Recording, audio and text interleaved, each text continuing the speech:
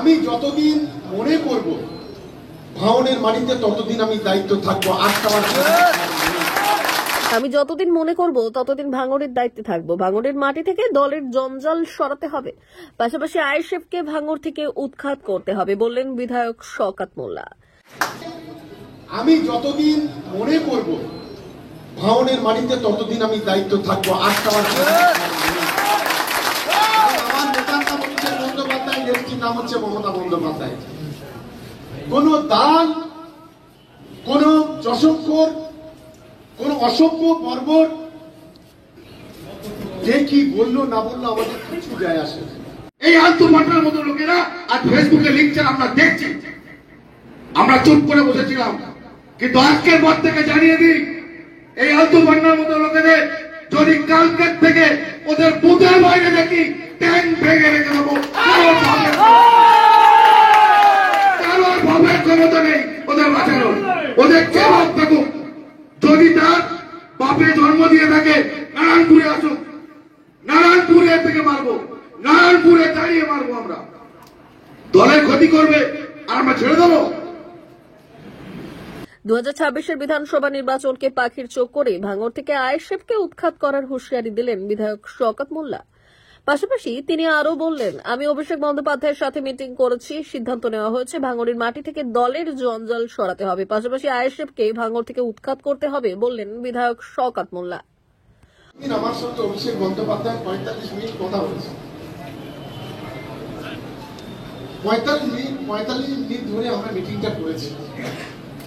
আমাদের একটাই সিদ্ধান্ত নেই, ভাঙড়ের মাটি থেকে যে জঞ্জালগুলো আছে দলের জঞ্জালগুলো সরানো হবে।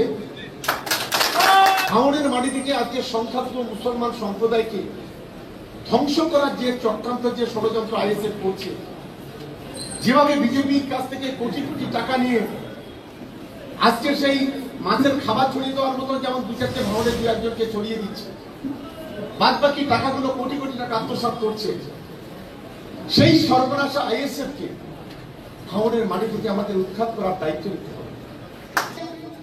আমি যতদিন মনে করব ভাঙড়ের মাটিতে ততদিন আমি দায়িত্ব থাকবো। আমার নেতার নাম হচ্ছে বন্দ্যোপাধ্যায়, নেত্রীর নাম হচ্ছে মমতা বন্দ্যোপাধ্যায়। কোন দান, কোন যশস্কর, কোন অসভ্য বর্বর কে কি বললো না বললো আমাদের কিছু যায় আসে। দুটো একটা বাঁদর আছে আমাদের ভাঙড় একে, যারা বাঁদরামি করছে, নোংরামি করছে, দেখা যাক। এখন কেউ কেউ বলছে পাগলা কুকুর। এখন পাগলা কুকুর টাইট দিতে গেলে কি কি করতে হয় সেটা আমার থেকে আপনাদের অনেকটা ভালো নিশ্চিতভাবে।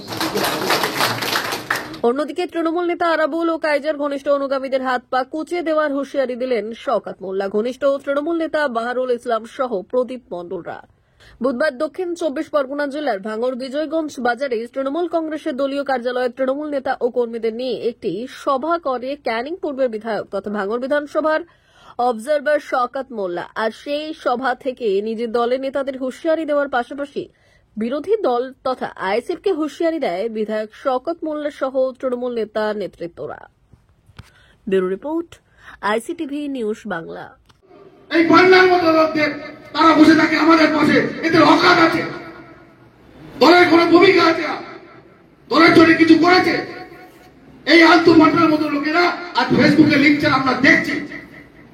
আমরা চুপ করে বসেছিলাম, কিন্তু আজকের পর থেকে জানিয়ে দিই, এই আন্তঃমাত্রার মতো লোকেদের যদি কালকের থেকে ওদের বুথের বাইরে দেখি, ট্যাঙ্ক ভেঙে রেখে দেবো। কারোর ভাবের ক্ষমতা নেই ওদের বাঁচানোর। ওদের কে ভাব থাকুক, যদি তার বাপে জন্ম দিয়ে থাকে নারায়ণপুরে আসুক, নারায়ণপুরে থেকে মারবো, নারায়ণপুরে দাঁড়িয়ে মারবো। আমরা দলের ক্ষতি করবে আর আমরা ছেড়ে দেবো? কত টাকার বিনিময়ে কোম্পানির হাতে সে তুলেছে গরিবের হক, সেইটার হিসাব আমরা শুরু করব। সে এবং ভাঙড়ে আর দুটো প্রমোটার আছে, প্রমোটার যারা সাউথ সিটির জমি প্রমোটিং করেছিল, গরিবের জমি জোর করে পাঠিয়ে দিয়েছিল, সেই আলতু এবং পান্না ওদের অত্যাচারে আর পারি না। ফেসবুকে যে ধরনের নোংরা নোংরা কথা পার্টির বিরুদ্ধে লিখছে, পার্টির বিরুদ্ধে হাইকোর্টে গিয়ে বিভিন্ন ভাবে আমাদের প্রিয় নেতা জানার নামে ভাঙড়ের দায়িত্বে আসার আগ পর্যন্ত একটা থানায় ডায়েরি ছিল না, তার নামে একাধিক মিথ্যা কেস, মিথ্যা মামলা লোক তৈরি করে সাজিয়ে সে কি করছে, হাইকোর্টে বিভিন্ন ভাবে রিপিটিশন করছে। সেই কাইজা, সেই আলতু, সেই পান্না, আর এদিকে তো বাপটা আছে, এরা মিলে আজকে চক্রান্তটা করছে। আজকে কোন আইএসএফ এর লোকেরা এই চক্রান্ত করছে না, করছে এই কটা রিজেক্টেড। আজকে ইতিহাস খুললে দেখা যাবে তোমার কি ছিল আজকে, এখন তোমার কি সম্পত্তি। আমরা শুধু ছেড়ে রেখেছিলাম। নারায়ণপুরে বাড়ি, বৈরামপুরে আলতু ও কখন বাড়ি থাকে কেউ জানে না, ভোরের দিকে বাড়ি যায়, ভোরের দিকে বাড়ি গিয়ে সারাদিন ঘুমায়, আর উঠে তারপরে ফেসবুক করে, দুপুরে 2-2:30টার পরে ওঠে আর ফেসবুকে টার্গেট করে আমাদেরকে হুমকি দিচ্ছে। তো তার বিরুদ্ধে আইনত যা ব্যবস্থা হওয়ার হবে। একটা কথা, আমরা যদি ওপারে দেখি শত শত তৃণমূল কংগ্রেস কর্মীরা ওরে ঘিরে ধরে ওরে যদি হাত পা কুচে দেওয়া হবে সেই দিন। আপনারাও এপারে আপনারা লক্ষ্য রাখবেন এপারে এসে গুলোগুলি করছে কিনা, আমাদের তৃণমূল কংগ্রেসের মধ্যে বিভাজন ঘটাচ্ছে কিনা। আমাদের প্রিয় নেতা, আমাদের অভিভাবক, আমাদের নেতা শওকত মোল্লা, কারণ এখানে আমরা তৃণমূল কংগ্রেস করি।